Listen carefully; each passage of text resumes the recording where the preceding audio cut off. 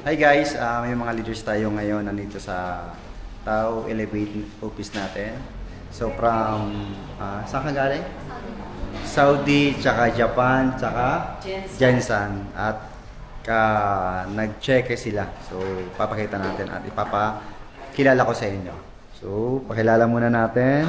Ano pangalan mo, upline? So, ayan, my name is Sarah Kanuan, a former OFW from Saudi Arabia. Magkano checker mo? Pwede makita yung checker mo? At 7,500 baht. Wow. Huwag mong gustutin, baka ano.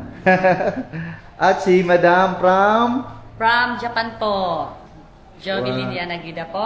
Ito po yung check ko, 95,100 pesos. Wow, grabe. Ano masabi mo, Madam? Kakauwi mo lang, nag-check ka na agad. Opo, 2 months ba? Opo, 2 months lang po. 2 months lang yan? Okay po. Okay. Yes po. Then, sa mga nag-aalanganin dyan, ito na po yung sagot ng mga pangarap natin. Kaya go na po tayo. Wow. Sabi ng apply mo, Madam, hindi daw 2 months, 1 month lang daw yung 95,000. Oo. So ito yung pinakang apply nila na galing pa ng siyang upline. Okay. So siya yung upline, ang leader niya from Jensen, ang kinita na 80,000 1 month. Grabe.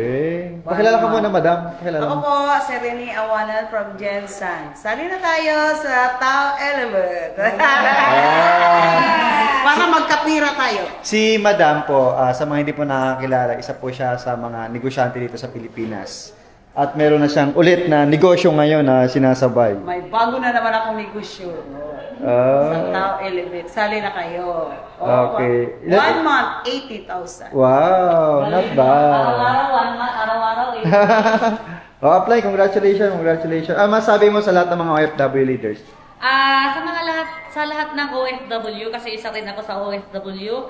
So, ang isa sa mga pangarap ng OFW is yung makauwi ng Pilipinas para po sa for goods natin. So, ngayon, nakikita ko po na dito sa Tao Elevate na mapabilis yung pag-for goods mo natin. Kaya kayong mga OFW po dyan, huwag na po kayong mag-alinlangan kasi proven na po.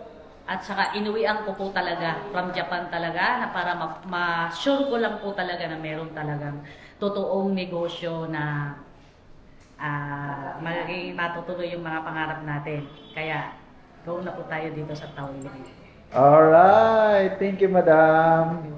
God bless. Okay, syempre yung pinakang-upline din nila.